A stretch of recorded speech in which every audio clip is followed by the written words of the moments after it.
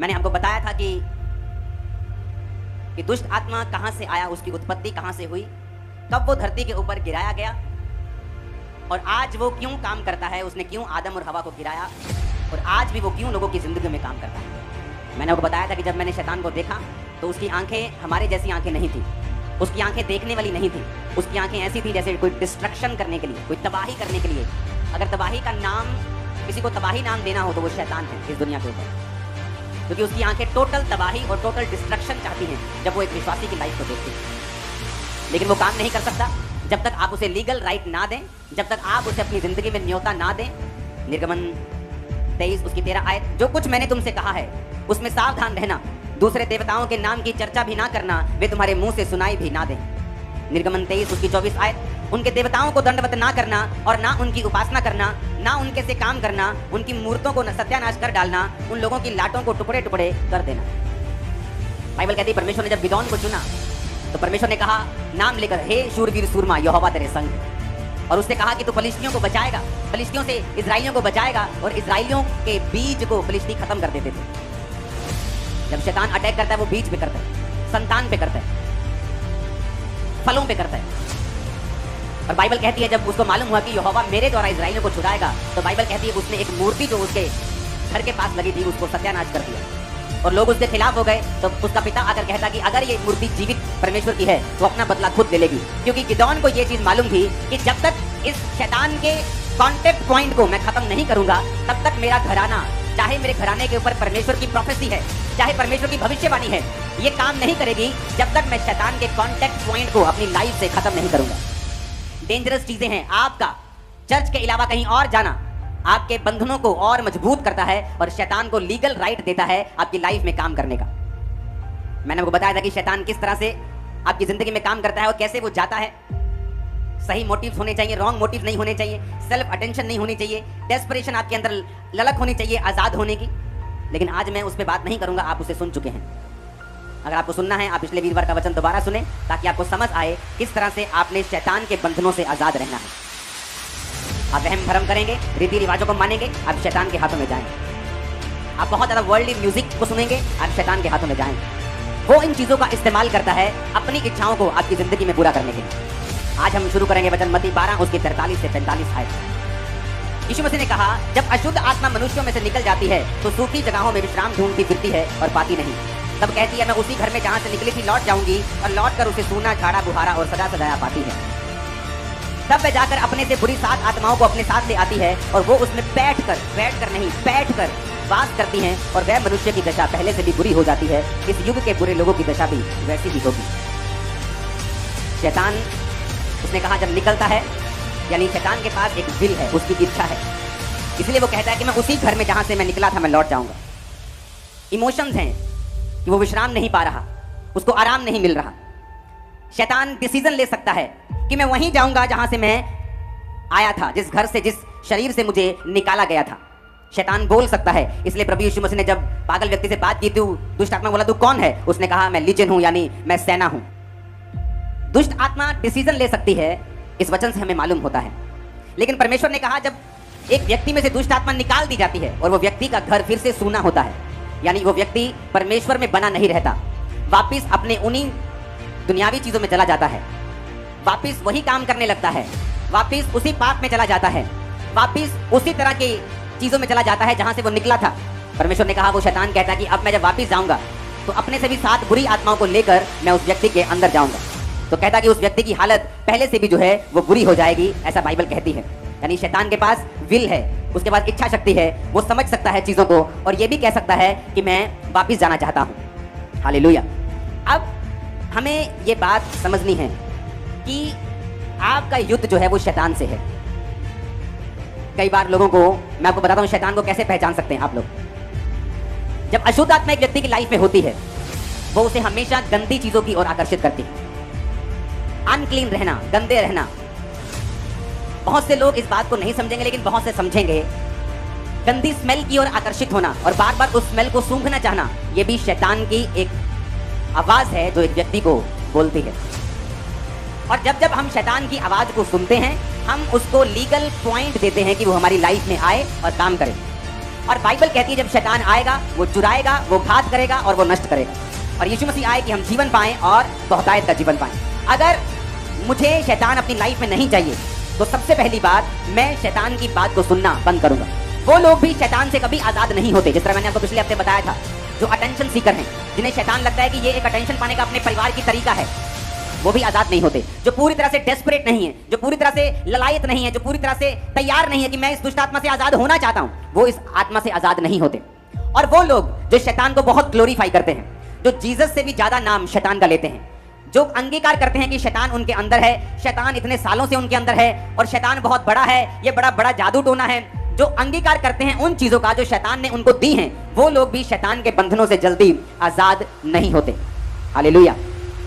Bible कहती है शैतान आपकी लाइफ में एंटर करता है जब आप उसको लीगल राइट देते हैं, जब आप उसको अधिकार देते हैं वचन को तोड़कर। परमेश्वर ने एक बाड़ा बनाया है, एक सिस्टम बनाया है, एक ऑर्डर बनाया है। उस ऑर्डर को अगर हम तोड़ेंगे तो शैतान हमारी लाइफ में एंटर करेगा। परमेश्वर ने कहा तुम अपने माता और पिता की इज्जत करना। जो कोई माता और पिता को कोसे वो मार डाला जाए, पिछले नियम में लिखा है, सिर्फ कोसने पर ही। और परमेश्वर ने कहा अगर तुम अपने माता और पिता की इज्जत नहीं करोगे, आज्ञा नहीं मानोगे, तो तुम्हारी जिंदगी के दिन मैं छोटे करूंगा। ये एक ऑर्डर है परमेश्वर का। और जब एक इंसान परमेश्वर के ऑर्डर को ब्रेक करता है तो शैतान के पास अधिकार होता है उसको बीमार करके उसकी उम्र को छोटा करने का, उसकी जिंदगी में काम करने का। और बाइबल में ससुर के लिए और सास के लिए कोई भी अलग वचन नहीं है। ससुर और सास के लिए भी वही पिता और माता है जो आपका अपना पिता और माता है। इब्रानी भाषा में ससुर और सास के लिए कोई अलग शब्द नहीं, बल्कि उनको भी माता और पिता का दर्जा दिया गया है। इसलिए मोस्टली मैरिड वुमेन जो होती हैं शैतान के बंधनों के नीचे आ जाती हैं जब उनकी सास और ससुर के साथ नहीं बनती, और सास और ससुर की भी शैतान के नीचे आ जाते हैं जब वो अपनी बहू को अपनी बेटी की तरह या अपने ही बच्चे की तरह प्यार करने में असमर्थ होते हैं। ये परमेश्वर का ऑर्डर है। जब आप ऑर्डर ब्रेक करेंगे तो शैतान एंटर करेगा। यीशु मसीह शैतान को बोले शैतान निकल जा, कहता नहीं मुझे ऐसा कर सूरों के झुंड में भेज दे। क्यों? शैतान ज्यादा था, 5-6 हजार 12,000 था, इसलिए नहीं, क्योंकि वचन टूट रहा था, क्योंकि सुअर चराना पाप था और जहां पाप हो रहा था शैतान ने कहा मुझे वहां भेज। और यीशु मसीह ने भी उसे मना नहीं किया। और बाइबल कहती है वो वहां सूरों के झुंड में बैठकर उनके बीच में घुसकर उसे झील पर ले गया और सब सूअर मर गए और सब चरवाहे आकर यीशु मसीह को जाने के लिए बोलने लगे। अगर मुझे शैतान से, अगर आपको शैतान से पूरी रीति से आजाद होना है तो हमें यह बात समझनी है कि परमेश्वर ने एक ऑर्डर बनाया है, एक सिस्टम बनाया है।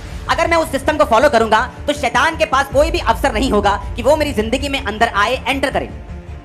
मैंने आपको बताया था कि व्यक्ति इतना समझदार, इतना ज्यादा सैक्रिफाइस करने वाला बंदा, सब कुछ छोड़ दिया अपना, फाइनेंस में नीचे चला गया, सेवा करने लगा परमेश्वर की। लेकिन एक गंदी आदत थी, हर बार यीशु मसीह का वचन सुनाने वक्त उसको दूसरे नाम लेने की उसे आदत थी। मैंने उसे बहुत टोका कि मत नाम लिया कर, बाइबल कहती है उनके देवताओं के नाम की चर्चा भी मत करना, तुम्हारे मुंह से सुनाई बिना दे मत किया कर। अटैक हुआ एक दिन एक शादी में, मैं बोल नहीं सकता क्या, कुछ खास किस्म का अटैक उस पर हुआ, सारा शरीर गल गया, थोड़े महीनों के अंदर अंदर मौत हो गई। आदमी आत्मा से भरा हुआ, आदमी परमेश्वर को इतना प्यार करने वाला, मैंने बहुत कम लोग देखे जो खुदा से इतना प्यार करते हैं, सेक्रीफाइस करता, परिवार पूरा सेवा में लगाया हुआ। लेकिन बाइबल कहती है शैतान को अवसर मत दो। परमेश्वर नहीं चाहता अटैक हो, लेकिन जब हम ऑर्डर ब्रेक करते हैं शैतान एंटर करता है और उसके पास लीगल राइट है एंटर करने का। और जब उसके पास लीगल राइट है, जब वो एंटर करता है, तब हम दुखी होते हैं कि शैतान मेरी लाइफ में काम क्यों कर रहा है। शैतान समझ रखता है, कहता मैं वहीं लौट जाऊंगा। उसके पास बुद्धि है, विल रखता है, पावर रखता है, यानी इच्छा शक्ति रखता है कि जिस घर से मैं निकला हूं मैं उसी घर में वापस चला जाऊंगा। लेकिन कैसे? जब उसको सोना झाड़ा बुहारा पाती है, जब परमेश्वर से उस व्यक्ति को दूर पाता है, वो फिर से उसमें घुसकर उसको पहले से भी बुरा करने का यत्न करता है। हालेलुया। आपको ये मालूम होना चाहिए कि अगर परमेश्वर ने आपको छुटकारा देने के लिए बुलाया है, आपके परिवार को छुटकारा देने के लिए बुलाया है, तो गिदोन ने सिर्फ वही काम नहीं किया, उसने वो सारे शैतान के कांटेक्ट पॉइंट खत्म कर दिए ताकि शैतान किसी भी तरह से उसकी जिंदगी में एंटर ना कर सके। अब शैतान किस तरह से हारता है? शैतान के हारने के और भी तरीके हैं। एक तरीका है ड्राई फास्टिंग करना। बाइबल कहती है एस्तर जब राजा के रानी थी और उसको मालूम पड़ता है कि हामान ने एक चिट्ठी निकलवा ली है कि सारे यहूदियों का नाश होगा, तो मोर्दके बोला रानी इसीलिए शायद तू उस कुर्सी पर थी, अब टाइम आ चुका है बचाने का और शैतान के चंगुल से निकलने का। उसने कहा ठीक है, अब तुम जाओ और सब लोगों को बताओ कि 3 दिन ना तो कुछ खाएं और ना तो कुछ पिएं। ना तो कुछ क्या करना है, खाना है, ना कुछ पीना है। जब मैं मसीह में आया 2004 में, तो शैतान से जो नशे के रूप में, बीमारी के रूप में था, वो डिप्रेशन के रूप में और बढ़ गया मेरी लाइफ में। और परमेश्वर की आत्मा ने मुझे एक रास्ता दिखाया जो सेल्फ डिलीवरेंस का था। अगर परमेश्वर आपकी लाइफ में कुछ बड़ा काम करना चाहता है, कई बार वो आपकी अगुवाई करता है, आप सेल्फ डिलीवरेंस करें, अपने आप की डिलीवरेंस आप खुद करें। किस तरह से? मैं आपको बताता हूं। हर हफ्ते 3 डे नाइट के रोजे में रखता था, एवरी वीक। 2004 और 5 की बात कर रहा, 6 में नहीं, 2004 में, 2005 में। मैं मानता हूँ वो ओवर फास्टिंग थी, उसने मेरे शरीर को प्रभावित किया उस समय, जो बाद में परमेश्वर ने मुझे फिर हील किया। लेकिन कई बार जब हम ज्यादा पढ़ लेते हैं, आंखें तो थक जाती हैं, लेकिन उस पढ़ाई का फायदा हो जाता है। तो जब परमेश्वर ने मुझे फास्टिंग की और प्रेरित किया, मैं नहीं जानता कि फास्टिंग करने के लिए, मेहनत करने के लिए परमेश्वर मुझे क्यों कह रहा है। क्योंकि कई बार शैतान से आजादी देने के लिए परमेश्वर आपको सेल्फ डिलीवरेंस के रास्ते में लेके जाता है, जहां परमेश्वर आपसे मेहनत करवाता है एक खास मकसद के लिए, जो आने वाले समय में परमेश्वर ने आपके लिए कोई योजना रखी है। लेकिन शैतान को वो यूज करता है ताकि आप सेल्फ डिलीवरेंस में जाते जाते एक तो डिलीवर हो जाए और दूसरा आत्मा से भर भी जाए। तो मेरे 3 रोजे होते थे हर हफ्ते। अगर हमने 40 रोजे रखे होते थे तो वो 40 रोजे भी 5 बजे तक चलते थे, और उसके बाद एक्स्ट्रा हफ्ते में 3 डे नाइट के रोजे भी हम, मेरी पूरी टीम जो थी, हम वो रखते थे। तो क्या होता है, जब एस्तर ने रोजे रखे, वो ड्राई फास्टिंग थी। ड्राई फास्टिंग में आप कुछ खाते भी नहीं, कुछ पीते भी नहीं। लेकिन मैं रिकमेंड नहीं करता आप पहली बार से 3 दिन की ड्राई फास्टिंग करें। अगर आपको ड्राई फास्टिंग करनी है, जहां आप कुछ खाते नहीं और पीते भी नहीं, आपको वो ड्राई फास्टिंग पहले 12 बजे तक, 5 बजे तक, 6 बजे तक शाम के आपको करनी है। जब आपके शरीर को आदत पड़ जाए, फिर डे नाइट करो। आदत पड़ जाए 2 दिन की करो, 1 दिन का करो। अब तो डॉक्टर्स भी, अगर आप इंटरनेट पे देखेंगे तो फायदा गिनाने लगे हैं कि ड्राई फास्टिंग का फायदा है। फास्टिंग का तो फायदा वो गिनाते ही थे, कहते हैं ड्राई फास्टिंग अभी जो कुछ बाइबल में लिखा है उसका एक खास मकसद है। जब एक व्यक्ति फास्टिंग में चला जाता है, वो अपनी सेल्फ डिलीवरेंस की ओर चला जाता है। वो अपने आप को छुटकारे में घसीटना, लेके जाना और अगुवाई करना अपनी शुरू करता है। बाइबल कहती है जब एस्तर ने ड्राई फास्टिंग की, तीसरे रात को राजे को नींद नहीं आई। उसको जब नींद नहीं आई, कहता इतिहास की पुस्तक लाई जाए और पढ़ी जाए। जब इतिहास की पुस्तक लाई गई तो उसमें लिखा गया था कि 2 जने तेरे कर्मचारी तुझे मारना चाहते थे, लेकिन तेरे ही एक कर्मचारी ने वो साबित करके, जाहिर करके तुझे बचाया। कहता फिर उस कर्मचारी का क्या किया गया? कहते कुछ नहीं किया गया। कहते ऐसा थोड़ी हो सकता है, अब उसको बुलाओ, उसको इज्जत दो, मान दो। और वो कौन था? उसी एस्तर का रिश्तेदार। और बाइबल कहती जब वो आया, जब एस्तर ने सारी योजना जाहिर की, जब राजा को मालूम हुआ कि हामान एक दुष्ट आदमी है, तो बाइबल कहती है फांसी के फंदे पर लटकाया गया। सारे यहूदी बचाए गए। क्यों? क्योंकि एक औरत ने दिन और रात के फास्टिंग का प्रचार किया, ड्राई फास्टिंग की, उपवास किया, प्रेयर की, और पूरे मोहल्ले नहीं, पूरे देश के उद्धार का, और अपनी पूरी फैमिली ही नहीं, अपनी पूरी जाति के उद्धार का वो कारण बनी। हालेलुया। आप में से कितने लोग हैं जो अपने परिवार के लिए फास्ट करते हैं? कितने लोग हैं जो ड्राई फास्ट करते हैं, सूखा रोजा रखते हैं? आपको ये बात समझनी है, उपवास में एक पावर है।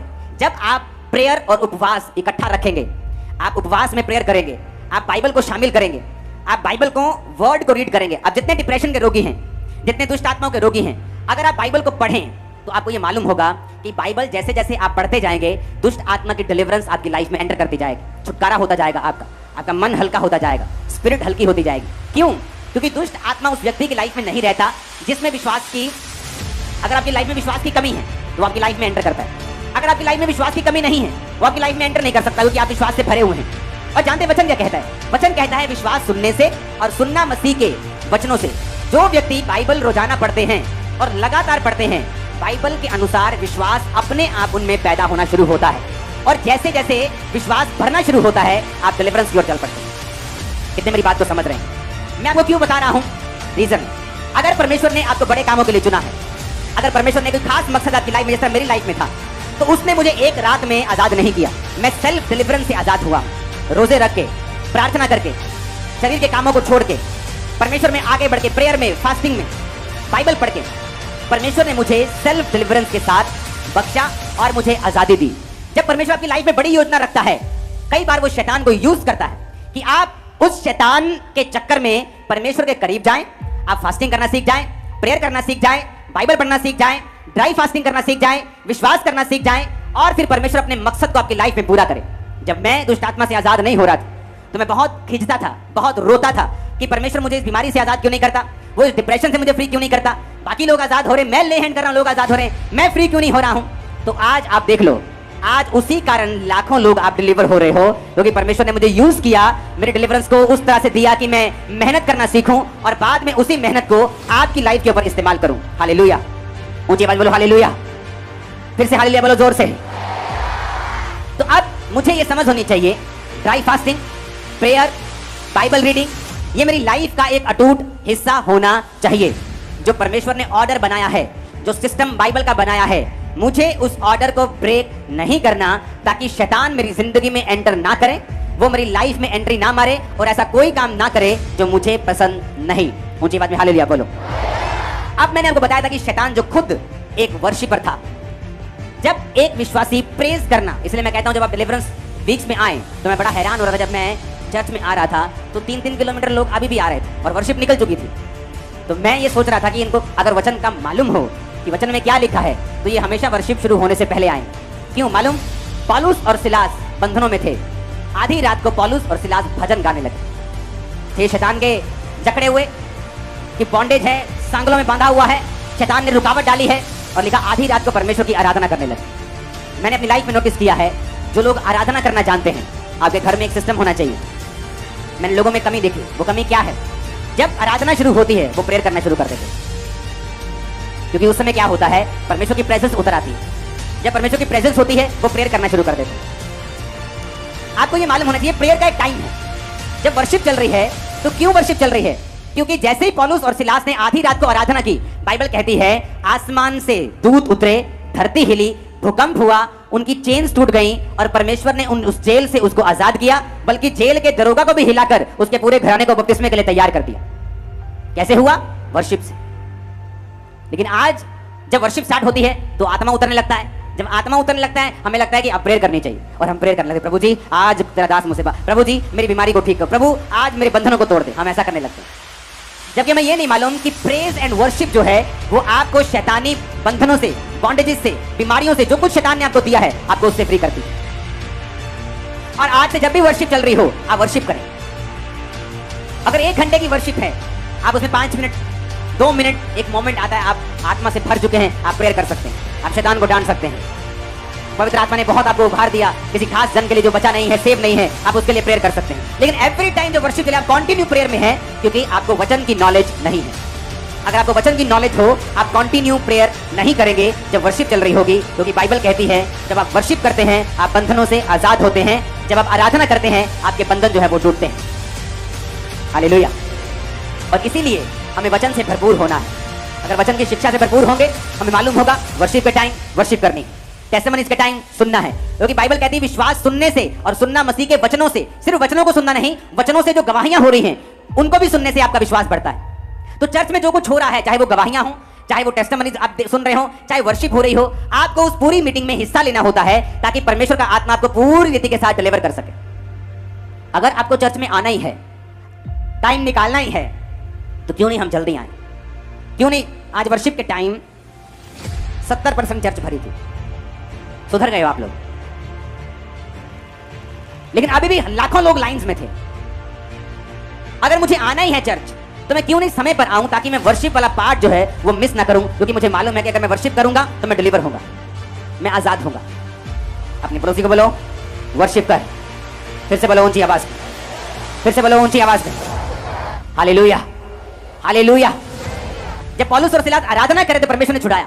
वो रो भी सकते थे, रो रो के मांग भी सकते थे कि प्रभु को अपनी महिमा के लिए छुड़ा, लेकिन उन्हें भी वचन मालूम था। इसीलिए अगर आप देखेंगे तो शैतान वर्शिपर से नफरत करता है, गड़बड़ियां पैदा करने की कोशिश करता है, बीमार करने की उनको कोशिश करता है। जब वर्शिप चल रही होगी आपका ध्यान भटकाने की कोशिश करता है, क्योंकि उसे मालूम है अगर आप वर्शिप करेंगे, अगर आप बोल रहे हैं कि यीशु तू सब कुछ कर सकता है वर्शिप में, तो आप अट्रैक्ट कर रहे हैं उस अनॉइंटिंग को जो आपकी लाइफ में सब कुछ पॉसिबल कर देगा। एक स्टडी की गई, दुनिया के जितने बिलियनियर्स हैं, खरबपति, उनमें से 85% जो खरबपति थे वो थे जो खुद खरबपति बने, जो खुद बने हैं, जिनके बाप दादाओं की दौलत से नहीं। 15% बाप दादाओं की दौलत को, लीगेसी को आगे लेके जा रहे हैं और बाकी खुद बने। और जब उन 85% लोगों को पूछा गया कि कारण क्या है, तो कहता कि ऑलमोस्ट 100% लोगों की लाइफ में एक रीजन निकला कि वो 1 साल की कम से कम 50 बुक्स पढ़ते हैं। सब लोग नॉवेल्स नहीं पढ़ते, गंदे मंदे सेक्सी बुक्स नहीं पढ़ते, जो उनको हेल्प करती हैं वो बुक्स पढ़ते हैं। एक शारीरिक आदमी शारीरिक सफलता के लिए ये बात जानता है कि अगर वो इंफॉर्मेशन उसकी लाइफ में नहीं होगी, नॉलेज नहीं होगी, अगर वो अपनी हेल्प खुद नहीं करेगा, एडवांस नहीं होगा अपने माइंड में, तो वो उस दुनिया से कंपीट नहीं कर सकता। मैं उन बिजनेसेस को डफर बिजनेस मानता हूं जो बहुत पैसा डिमांड करते हैं पढ़ने के लिए। फेसबुक आइडिया है, व्हाट्सएप जो आप फोन पे चलाते हो खरबों डॉलर्स का है, खरबों रुपए का, ट्विटर खरबों डॉलर्स का है, एक गेम खरबों डॉलर की हो चुकी है। बनी कितने की थी? 70-80 लाख। 1 लाख से 1.5 लाख खर्चा आता है एक गेम ऐप को बनाने का। 1 लाख से 1.5 लाख डॉलर, 1 करोड़ रुपया लगा लो, लेकिन कुछ गेम्स की वैल्यू आज 10,000 करोड़ है। क्या है? एक आइडिया। फेसबुक एक आइडिया है, जीमेल, ईमेल एक आइडिया है, सोशल मीडिया एक आइडिया, इंस्टाग्राम एक आइडिया है, अमेज़न जो दुनिया का सबसे कभी अमीर बन जाता है एक आइडिया है। एक संसारिक व्यक्ति को मालूम है मुझे पढ़ना है, लेकिन एक क्रिश्चियन को पूछ लो बाइबल पढ़ी? नहीं जी, मेरी वाइफ पढ़ती है, मेरी माँ पढ़ती है, मेरा बाप पढ़ता है, मेरे बच्चे पढ़ लेते हैं। एक संसारिक व्यक्ति बुक्स पढ़ के अपने संसारिक कामों में कामयाब हो रहा है, लेकिन एक क्रिश्चियन व्यक्ति बाइबल नहीं पढ़ता। पास्टर भी तब बाइबल पढ़ के आते जब उनको प्रीच करना होता है। मेरी लाइफ का ये रूल है, मैं प्रीचिंग के लिए बाइबल नहीं पढ़ता। मैं जब अपने रूम में जाता हूं अपनी पर्सनल स्टडी के लिए, अपनी पर्सनल ग्रोथ के लिए मैं बाइबल पढ़ता हूं। और जब जब पर्सनल ग्रोथ के लिए आप बाइबल पढ़ेंगे, खुदा से बात करने के लिए, खुदा को जानने के लिए, उसमें पढ़ने के लिए, आप ऐसी रेवलेशंस को पाएंगे जो आपने सोची भी नहीं होगी। और जिस तरह से शारीरिक आइडिया उनके पूरे सिस्टम को बदल रहा है, एक स्पिरिचुअल आइडिया भी आपकी पूरी लाइफ को चेंज कर सकता है। आपकी फैमिली सेफ क्यों नहीं होती? क्योंकि आपको मालूम नहीं हैंडल किस तरह से करना है। मालूम क्यों नहीं? क्योंकि हमने कभी बाइबल नहीं पढ़ी। क्योंकि जब आप बाइबल पढ़ते हैं, परमेश्वर आपकी जिंदगी के केस के हिसाब से आपको गाइड करना शुरू करता है। जब आप बाइबल के साथ जुड़े हुए होते हैं, वो आपके वचन को जो लोगोस है, जो सबके लिए है, रेमा बनाता है, यानी आपका पर्सनल वचन आपके लिए पर्सनलाइज कर देता है कि वो वचन ऐसा लगता है कि आपके लिए लिखा गया है। वो आपके लिए जागृत हो जाता है, आपके लिए जीवित हो जाता है। तब लाइफ जो है वो बदलनी शुरू हो जाती है। कितने मेरी बात